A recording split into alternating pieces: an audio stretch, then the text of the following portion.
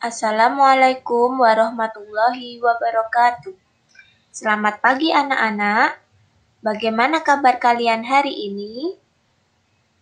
Dimanapun kalian berada, Ustazah berharap kalian sehat selalu.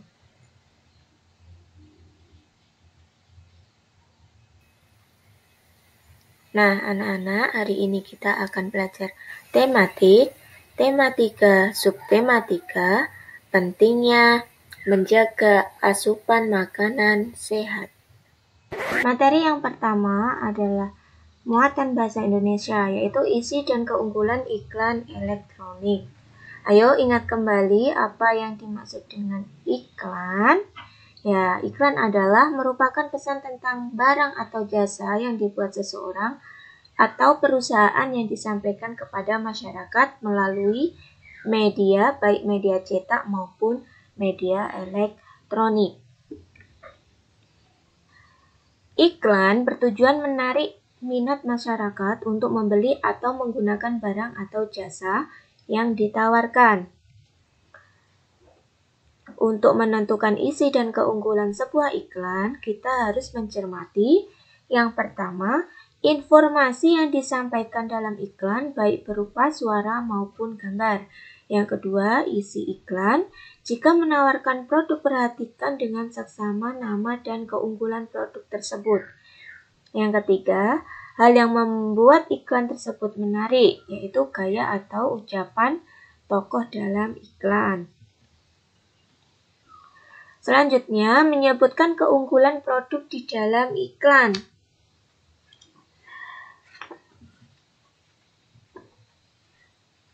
Iklan dibuat agar masyarakat tertarik dengan barang atau jasa yang ditawarkan. Kata kunci dalam merupakan kata-kata yang menjadi konsep pokok yang dibahas dalam iklan tersebut.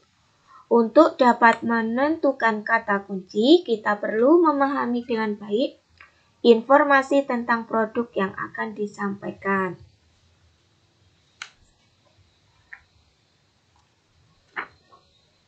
Hal-hal yang diperlukan dalam pembuatan iklan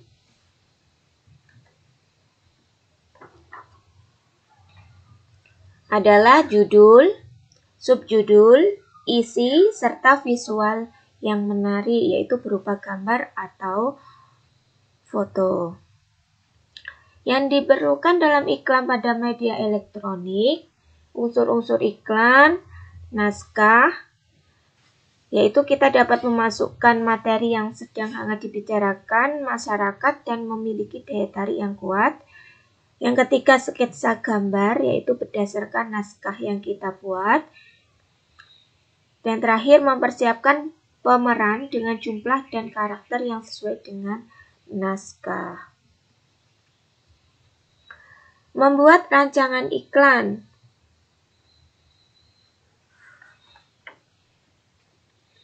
Ingatlah kembali cara membuat sebuah rancangan iklan yang telah dipelajari sebelumnya. Pembuatan iklan pada media cetak maupun media elektronik sangat membutuhkan kreativitas. Jika kita dapat membuat iklan yang menarik, tentu akan mempengaruhi penjual produk secara keseluruhan. Dan iklan yang menarik akan mempengaruhi penjualan produk secara keseluruhan. Untuk iklan media elektronik, selain mempersiapkan unsur-unsur iklan yang akan kita buat, kita juga perlu mempersiapkan naskah dan sketsa gambar berdasarkan naskah atau disebut dengan storyboard.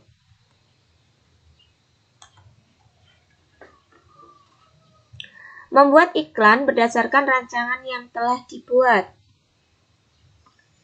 Hal yang paling penting dari penjualan produk atau jasa adalah strategi penjualan yang baik.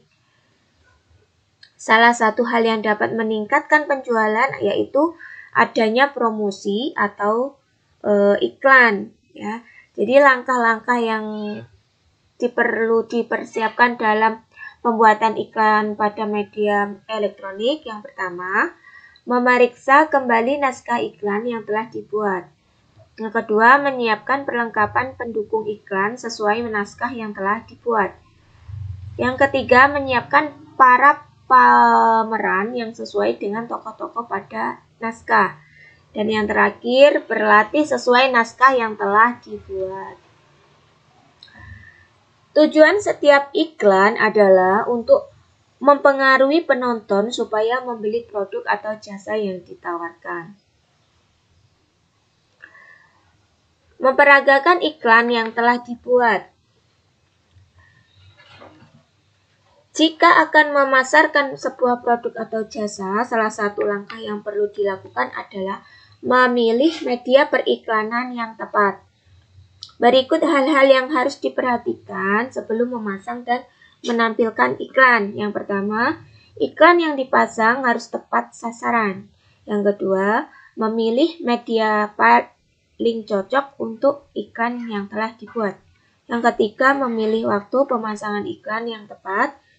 Yang terakhir, membuat perhitungan biaya yang teliti.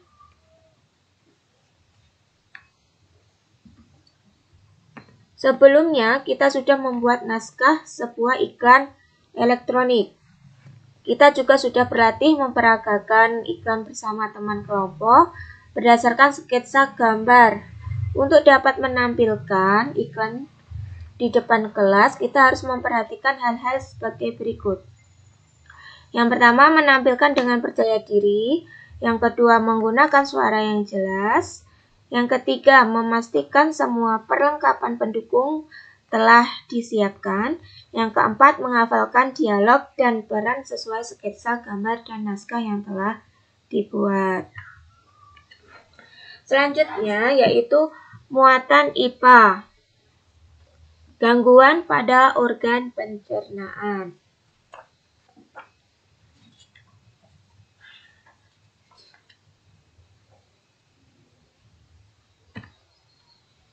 Manusia memerlukan makanan untuk beraktivitas. Manusia mencerna makanan menggunakan organ pencernaan. Secara garis besar, organ pencernaan manusia itu terdiri dari mulut, kerongkongan, lambung, usus halus, dan usus besar. Mulut berfungsi untuk menghancurkan makanan sehingga dapat ditelan oleh tubuh. Kerongkongan berfungsi sebagai untuk mendorong makanan dari mulut ke lambung. Yang ketiga, lambung berfungsi sebagai tempat terjadinya sejumlah proses pencernaan kimiawi. Usus halus berfungsi sebagai tempat penyerapan sari-sari makanan. Usus besar berfungsi sebagai tempat penyerapan air dan makanan. Anus berfungsi sebagai tempat pembuangan sisa-sisa pencernaan. Faktor yang dapat menyebabkan gangguan sistem pencernaan manusia yaitu kurangnya asupan makanan berserat, pola makan yang tidak teratur, makan dan minuman yang tidak bersih,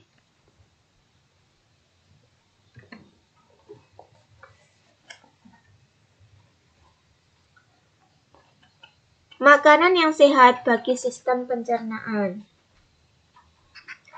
Tentu kalian masih ingat bahwa salah satu cara menjaga kesehatan sistem pencernaan itu adalah dengan menjaga kebersihan makanan yang dikonsumsi.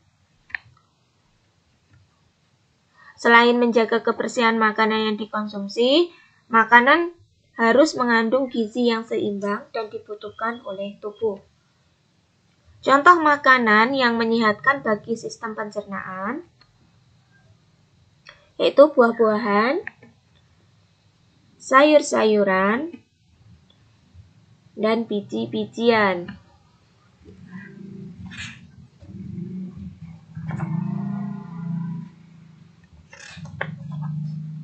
Penyakit pada organ pencernaan.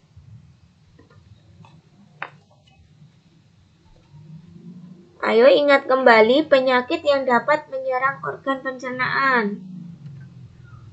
Misalnya yaitu mah, ulkus, dan kolik yaitu menyerang lambung, diare dan sembelit itu menyerang usus halus ataupun usus besar.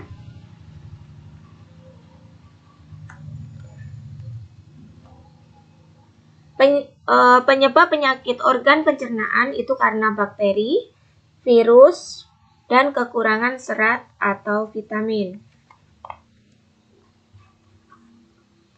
Materi selanjutnya adalah IPS, Pembangunan Sosial Budaya di Indonesia.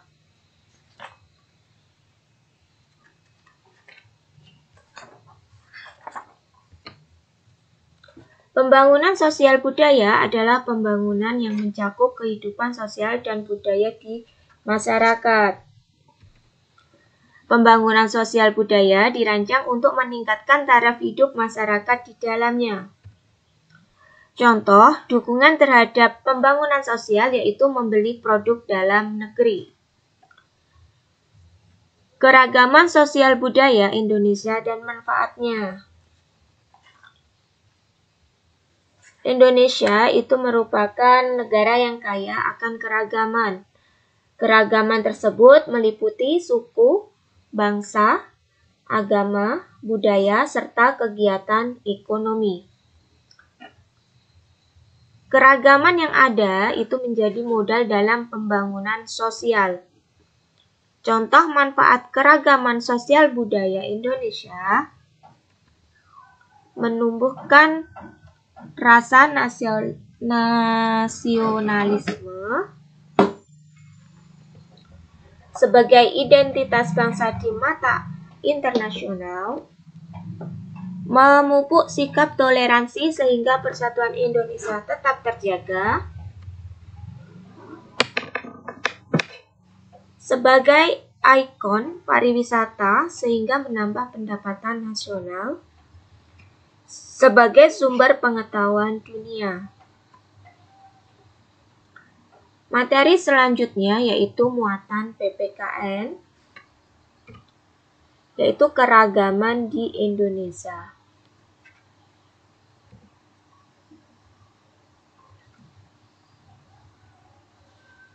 Keragaman di Indonesia meliputi suku, bangsa, agama, budaya, serta kegiatan ekonomi.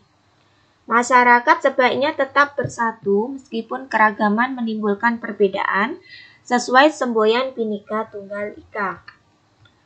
Keragaman dalam kehidupan sehari-hari itu misalnya dalam organisasi. Tujuan organisasi itu menjadi pemersatu antar anggota karena dilaksanakan dengan semangat kebersamaan.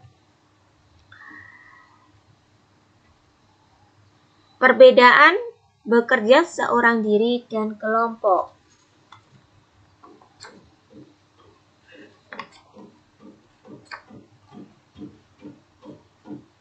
Saat kerja kelompok di sekolah, seringkali kita dihadapkan dengan adanya keragaman, yaitu ketika anggota kelompok terdiri dari beragam suku dan budaya. Manfaat keragaman dalam kelompok itu dapat saling bertukar pendapat, kita belajar bertoleransi, dapat menyelesaikan masalah dengan kebersamaan. Materi selanjutnya yaitu muatan SPDP, batik sebagai karya seni rupa daerah.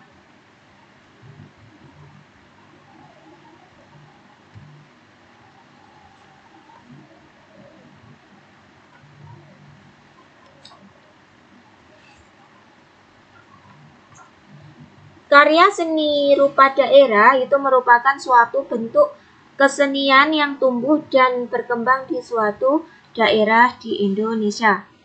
Berbagai bentuk kesenian Nusantara yang ada sekarang ini yaitu merupakan budaya masyarakat yang sesuai dengan adat istiadat serta kondisi lingkungan di wilayah masing-masing.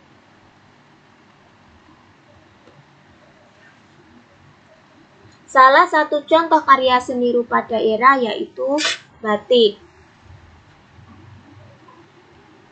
Batik adalah kain bergambar yang dibuat khusus dengan menggunakan malam dan pengolahannya diproses dengan cara tertentu sesuai ciri khas daerah masing-masing.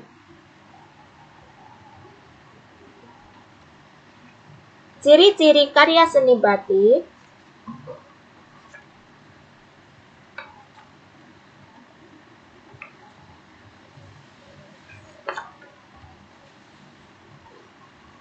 Ciri-ciri batik tradisional.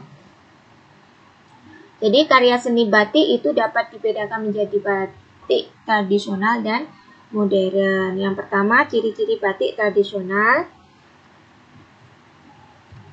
Coraknya memiliki makna simbolik, umumnya bermotif ular, pagoda, geometris, barong. Warna cenderung gelap, yaitu hitam, coklat, kehitaman, atau putih. Motif batiknya merupakan ciri khas daerah asal. Selanjutnya, ciri-ciri batik modern. Coraknya tidak memiliki makna simbolis khusus. Umumnya bermotif tumbuhan dan rangkaian bunga. Warna cenderung bebas, yaitu biru, merah, atau ungu. Motif batik bukan merupakan ciri khas daerah asal.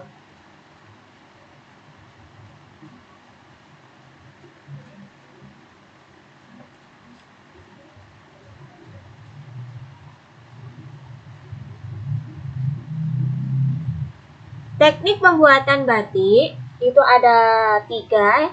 Pertama, teknik tulis, teknik cap, dan teknik cetak atau sablon. Macam-macam motif batik Nusantara. Kalian telah mengetahui bahwa salah satu contoh karya seni rupa daerah adalah batik. Hampir setiap daerah memiliki batik dengan ciri khasnya sendiri. Contoh motif batik yang berasal dari berbagai daerah di Indonesia. Yang pertama, batik Aceh, batik Jakarta, batik Cirebon, batik Riau, batik Solo, batik Yogyakarta, batik Tegal, dan batik Pekalongan. Nah, untuk memahami materi hari ini, tugas kalian adalah kerjakanlah soal halaman 199 sampai 200, nomor 1, A, B, dan C. Yang kedua, kerjakanlah soal Ayo Berlatih, halaman 203, nomor 1.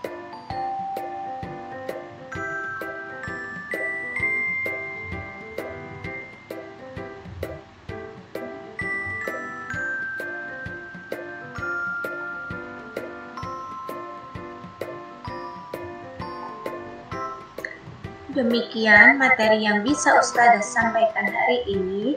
Semoga bermanfaat untuk kalian semua. Jangan lupa untuk menantikan video pembelajaran selanjutnya. Akhir kata, wassalamualaikum warahmatullahi wabarakatuh. Sampai jumpa kembali anak-anak.